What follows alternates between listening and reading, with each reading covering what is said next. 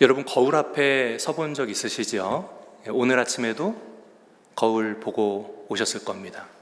우리는 매일 아침 일어나면 거울 앞에 섭니다. 그런데 여러분, 단 한 번이라도 그런 생각 해보셨을까요? 지금 거울에 보이는 내가 과연 세상에 예수님을 보여주고 있는가? 세상이 나를 신앙적이다 할까요? 아니면 아닌가요? 어떻습니까? 아니라면 오늘 지금 그 질문 앞에 우리는 서야 합니다. 나는 과연 세상에 예수님을 보여주고 있는가? 오늘 주신 말씀을 보면 예수님께서 정확하게 그 질문을 저와 여러분들에게 하고 계시거든요. 요한복음 12장은 예수님의 공생애 중에 마지막으로 하신 대중 설교입니다. 이 다음 장부터는 다락방 강화가 있고 또 십자가 사건이 있죠. 그래서 본문은 예수님의 마지막 설교인데요. 44절부터 50절까지 단 7절이라 그 분량은 짧지만 그러나 그 내용은 매우 무겁고 엄중하다 하겠습니다. 그것은 바로 주님께서 유언과 같이 마지막으로 해주신 설교이기 때문입니다. 44절에 보면 예수께서 외쳐 이르시되 라고 하죠. 헬라어로 에크락이라는 말인데 그냥 말씀하신 게 아니라 절규하셨다는 겁니다. 외치셨다는 거예요. 뱃속 깊은 곳에서부터 나오는 탄식과 함께 외치셨는데 왜 이 마지막 순간에 예수님께서는 그토록 간절하게 이 말씀을 선포하셨을까? 오늘 그 이유를 나눌 때 귀한 은혜 있으시기를 주님의 이름으로 축원합니다. 먼저 예수님을 보면 아버지가 보입니다. 44절과 45절 말씀에 나를 믿는 자는 나를 믿는 것이 아니요 나를 보내신 이를 믿는 것이며 나를 보는 자는 나를 보내신 이를 보는 것이라. 여러분, 이 말씀이 이해가 되세요? 굉장히 어렵습니다. 이 말씀을 처음 들을 때 우리는 좀 이상하게 느껴집니다. 나를 믿는 자는 나를 믿는 것이 아니라 하세요. 모순처럼 들리는데 그런데 예수님께서는 이것을 외치신 겁니다. 간절하게요. 왜냐하면 이게 바로 핵심이기 때문입니다. 여러분, 예수님이 하고 싶으신 말씀이 뭔지 아십니까? 간단합니다. 나는 나를 통해 아버지를 보여주러 왔노라. 이것이에요. 나를 통해 아버지를 보여주러 왔노라. 여러분, 나를 향하신 하나님의 뜻 궁금하지 않으세요? 궁금하시죠? 나를 향하신 하나님의 뜻. 여러분, 이것은요 구약 시대에도 성도들의 간절한 소망이었어요. 나를 향하신 하나님의 뜻을 아는 것은 성도들의 간절한 소망이었습니다. 요한복음 14장에서 빌립도 그래서 예수님께 물었던 겁니다. 주여, 아버지를 우리에게 보여주옵소서. 그리하면 족하겠나이다. 정직한 요청을 올려드려요. 그런데 그때 예수님의 대답이 무엇이었습니까? 빌립아, 내가 이렇게 오래 너희와 함께 있는데 너희가 나를 알지 못하느냐? 나를 본 자는 아버지를 보았거늘. 나를 본 자는 아버지를 보았거늘이라고 말씀하세요. 참 가슴 아프죠. 3년을 같이 다녔는데 예수님을 아직도 모르고 있는 겁니다. 여러분, 예수님과 함께 3년 예수님의 공생애를 먹고 자고 함께 했어요. 결코 짧지 않은 신앙생활을 주님 곁에서 한 것이에요. 여러분, 1년여를 저와 함께 만났지만 그 시간이 얼마나 될까요? 매번 집회를 빠지지 않고 나오신 분은 153시간을 하신 거예요. 153시간을 저를 만나신 거예요. 근데 3년을 먹고 자고 함께 하면 그것은 우리의 예배 시간으로 계산하면 53년이에요. 53년이에요. 많은 사람들이 수련회에 가서 은혜 받고 예수님을 만납니다. 왜 그런 줄 아세요? 3박 4일, 4박 5일을 말씀에만 집중해서 기도하고 말씀 보면 은혜가 안 내려지는 게 이상한 일인 거예요. 당연히 은혜를 받는 거예요. 여러분, 우리가 은혜가 없고 깊이 기도할 수 없습니다라고 하시는 분들은요, 회개해야 됩니다. 내가 주님을 과연 일주일 동안 몇 번 만나는 거예요. 몇 번 뵙습니까? 여러분, 일주일 동안 드라마 몇 시간 보세요? 뉴스 몇 시간 보세요? 유튜브 몇 시간 보세요? 주님은 다 참여하고 해도 3시간. 주일 예배만 오시는 분 1시간. 그렇게 50년이 넘게 예배를 드렸는데 하나님을 모르는 거예요. 하나님 뜻을 모르는 거예요. 빌립이 바로 그것을 지적받은 겁니다. 아니, 네가 3년이나 나와 함께 먹고 자고 했잖아. 회당에서 예배드리는 그들의 시간으로 계산하면 너 50년이 넘게 나와 함께 했어. 그런데 아직도 모르겠니? 여러분, 우리 예수님의 모든 공생애의 삶은요, 바로 하늘 아버지의 뜻을 보여주신 겁니다. 우리 예수님의 모든 행동은 아버지의 행동이셨어요. 나병 환자를 만지셨을 때 그것은 아버지의 자비였습니다. 삭개오의 집에 들어가셨을 때 그것은 죄인을 용서하는 아버지의 사랑이셨습니다. 겟세마네에서 그렇게 기도하셨던 것, 그것은 바로 하늘 아버지의 우리를 향한 마음이셨던 겁니다.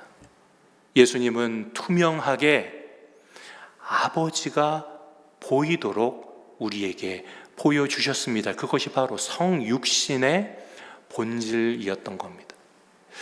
여러분, 나는 어떻습니까? 거울을 보면서 여러분 무엇이 보입니까? 내 성격이 보이나요? 내 성질이 보이나요? 내 고집이 보입니까? 아니면 예수님이 보입니까? 내 성품이 주님의 온유한 성품으로 보여야 하는 겁니다. 여러분, 우리는 그렇게 주님을 반영하는 삶을 살아야 합니다. 거울은 자기 자신을 드러내는 것이 아닙니다. 거울의 역할은 하나입니다. 앞에 있는 것을, 바라보는 것을 그대로 반영하는 것. 우리가 바로 그 거울이 되어야 하는 겁니다. 그래서 나를 통해 예수님이 보이고 예수님을 통해 아버지가 보이는 것, 이것이 바로 하나님 나라의 원리라는 겁니다. 세상은 하나님을 볼 수 없습니다. 하나님은 영이시기 때문에 보이지 않으십니다. 그런데 하나님은 성육신 하시어 우리에게 보이셨고 또 오늘 우리를 통해 세상에 보이고자 하시는 겁니다. 그래서 우리를 통해 예수님을 세상이 만나야 하는 거예요. 우리가 그 통로가 될 때 세상은 비로소 보이지 않았던 하나님을 만나게 되는 겁니다. 사랑하는 성도 여러분, 그래서 여러분들이 살아가는 삶의 자리에 예수님이 선명하게 보이는 삶을 살아가시기를 주님의 이름으로 축원합니다. 그것이 하나님의 뜻을 이 땅에 심는 삶입니다. 두 번째로 우리가 생각해 볼 것은 예수님을 믿으면 어둠에 거할 수 없는 것입니다. 46절에 말씀하지요. 46절에 나는 빛으로 세상에 왔나니 물은 나를 믿는 자로 어둠에 거하지 않게 하려 함이로라. 나를 믿는 자로 어둠에 거하지 않게 하시기 위함이시래요. 예수님은 스스로 빛이라고 선언하셨습니다. 지난 시간 예수님은 저들을 떠나가 숨으시기 전에 은혜의 때가 너희에게 영원한 것이 아니야, 그것을 숨으심으로 선포하셨다 했습니다. 그리고 빛이 있을 동안에 빛을 믿으라, 그리하면 빛의 아들이 되리라. 그리고 오늘 마지막 공개 설교에서 다시 한번 빛 되심을 선언하고 계신 거예요. 나는 빛으로 왔다. 여러분, 어두움이 무엇입니까? 단순히 캄캄한 곳이 아닙니다. 헬라어 스코티아라는 이 말은 하나님이 없는 상태, 진리가 없는 상태, 생명이 없는 절망적 상태를 스코티아, 어둠이라고 하고 있어요. 그것은 죽음이고 절망입니다. 출구가 없는 고통이에요. 그런데 그 어둠 속으로 주님이 찾아오셨습니다. 왜요? 그 어두움을 몰아낼 방법은 단 한 가지, 그곳에 빛이 비추는 것이었기 때문입니다. 우리 예수님은 바로 그 빛으로 이 세상에 오신 줄로 믿습니다. 오늘 본문 말씀에 그 핵심을 말씀하고 있는 거예요. 나를 믿는 자, 누굽니까? 저와 여러분, 어둠에 거하지 않게 하리라. 주님을 믿는 자는요, 어디에 거하지 않는다고요? 어둠에 거하지 않는데요. 믿는 자는 어둠에 거하지 않는다 하시는데요. 그런데 왜 수많은 크리스찬들이 주님을 믿는다 하면서도 여전히 어둠 속에서 살아가고 있을까요? 빛을 가진 사람들이 왜 두려워합니까? 왜 절망합니까? 왜 염려합니까? 불안합니까? 어둠 속에서 살고 있는 겁니까? 왜입니까? 여러분, 빛이 있어도 어두운 방법이 있어요. 어떻게 하는 줄 아세요? 눈을 감아보세요. 여러분, 눈 감아보세요. 캄캄해요? 안 캄캄해요? 눈 떠보세요. 빛이 있어도 눈을 감아버리면 어둠 속에 살아가게 되는 겁니다. 앞에 빛이 있는데 빛으로부터 등을 돌려요. 그러면 어둡습니다. 그래서 우리가 주님을 향하지 않을 때, 기도를 멈출 때 우리는 어둠 속에 거할 수밖에 없는 거예요. 기도하지 않고 말씀에 귀를 닫을 때 어두워집니다. 예배를 그저 습관으로, 형식으로만 드릴 때 어두워집니다. 빛이 없어진 게 아니었어요. 우리가 빛을 향해 보지 않았고 등을 돌렸기 때문입니다. 그래서 내가 어둠 속에 있고 염려 속에 있고 걱정 속에 살아가고 있으면 우리는 우리의 영적인 눈을 떠야만 합니다. 등 돌리고 있던 우리가 다시 주님께로 돌아서야 하는 겁니다.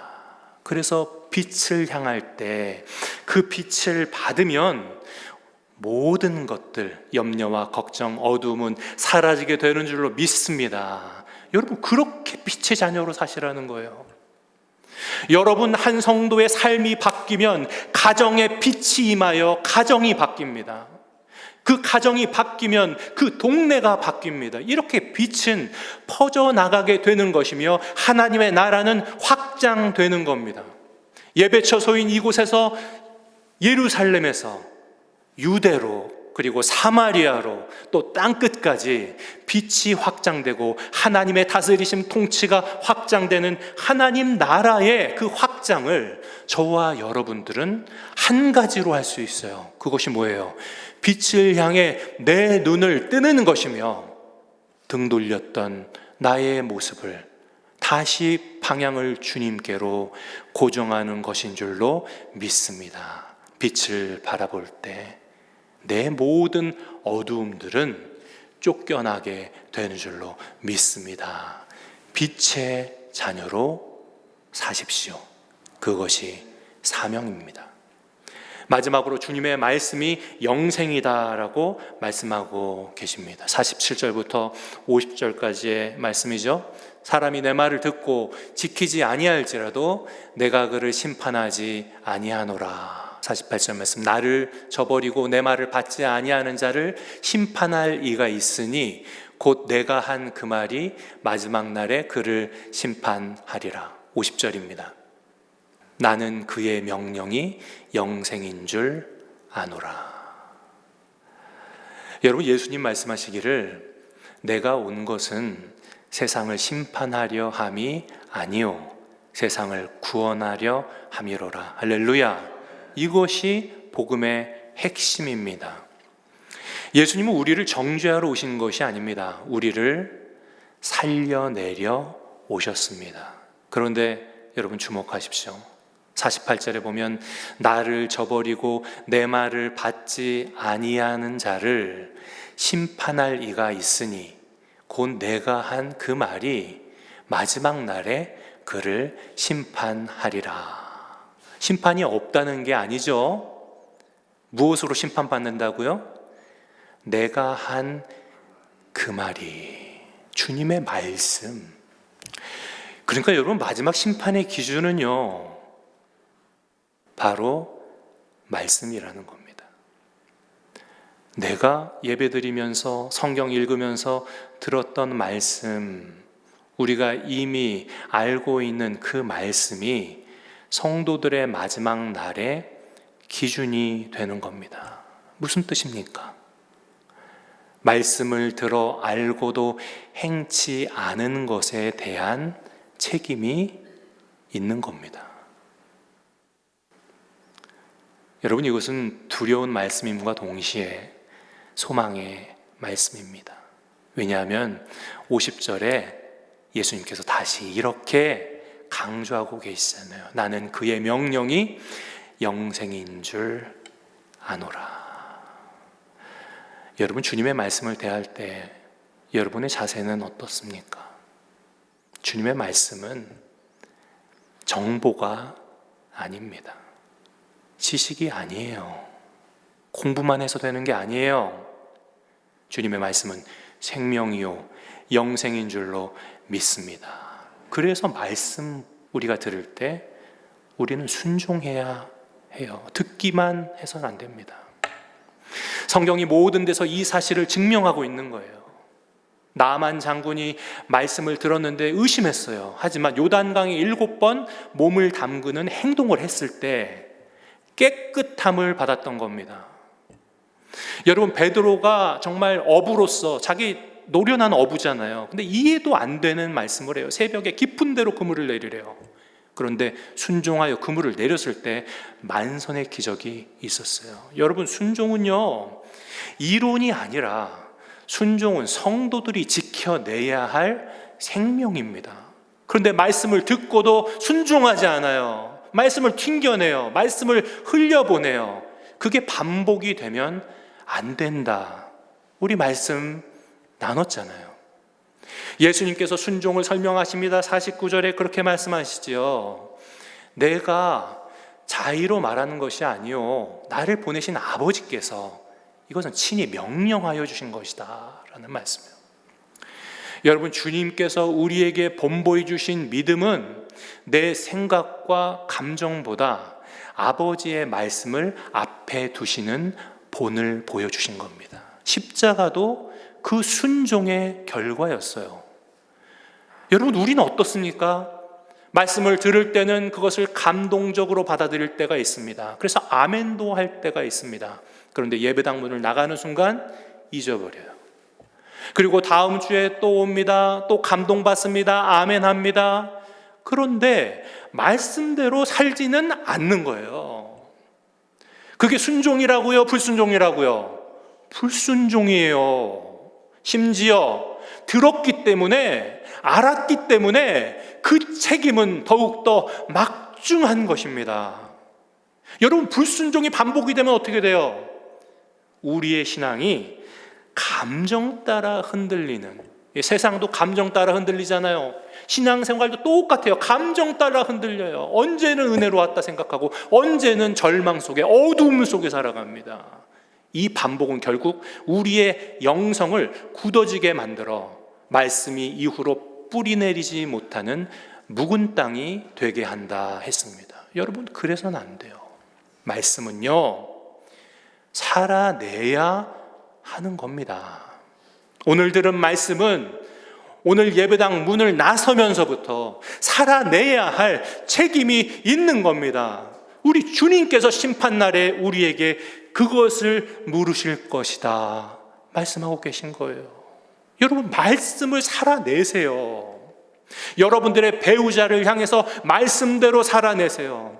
여러분들의 자녀를 향해서 말씀대로 사세요. 이웃에게 말씀대로 순종하세요. 그 순종의 자리에 하나님의 나라가 열리고 그 순종의 끝에 오늘 예수님이 약속하고 계시죠. 무엇이 있다고요? 영생이 있음을 믿으시기 바랍니다. 여러분, 짧지만 엄중한 말씀이 예수님의 마지막 유언과도 같은 설교 속에 있어요. 부디 말씀을 지식으로만 받지 마시고 받은 말씀 한 말씀이라도 살아내셔서 한 걸음의 순종을 여러분의 믿음에 보태시기를 주님의 이름으로 부탁드립니다. 오늘 말씀을 정리하려고 합니다. 예수님의 마지막 설교는 단순하지만 엄중한 선언이셨습니다. 나는 아버지를 너희에게 보여주러 왔다. 하나님 뜻이 궁금합니다. 알려주십시오. 기도 많이 했잖아. 아버지를 보여주러 왔다. 나는 빛으로 왔다. 나는 영생으로 왔다. 그리고 지금부터는 저와 여러분들의 몫이라는 겁니다. 세상이 저와 여러분을 통해 예수님을 보아야 합니다. 세상이 우리를 통해 하나님 나라를 보아야 합니다. 느껴야 합니다. 여러분, 잊지 마십시다. 예수님은 아버지를 보여주셨고 우리는 예수님을 보여줘야 합니다. 그것이 사명이에요. 여러분, 이번 한 주간도 영적인 숙제는 또 나가고 있는 겁니다. 여러분의 가정에서, 일터에서, 만나는 모든 이들 앞에서 여러분을 통해 예수님이 나타나시는 삶을 살아내는 것, 그것이 저와 여러분들의 사명임을 기억하시기를 주님의 이름으로 축원합니다. 같이 기도드리겠습니다. 은혜로우신 아버지 하나님, 감사합니다. 예수님 십자가를 앞두시고 마지막 공개 설교의 자리에서 외치셨던 주님의 간절함이 우리 마음에 닿게 하시니 감사합니다. 주님은 아버지를 보여주셨는데 우리는 자신을 드러내기에 바쁘진 않은지요? 주님은 빛으로 오셨는데 우리는 그 빛을 등지고 욕심과 두려움 속에, 어둠 속에 살고 있지는 않은지요? 주님의 말씀은 영생인데 우리는 그 말씀을 지식으로만 쌓아두고 있지는 않은지요? 주여, 용서하여 주시옵소서. 주님, 저희를 투명한 거울로 만들어 주옵소서. 나를 보는 이들이 예수님을 보게 하옵소서. 나를 보는 이들이 예수님을 통해 하늘나라에 이르르는 역사가 일어나게 하옵소서.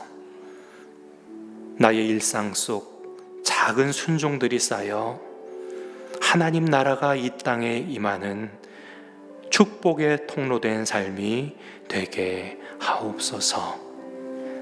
빛 되시고 생명 되신 예수 그리스도의 이름으로 기도드립니다. 아멘.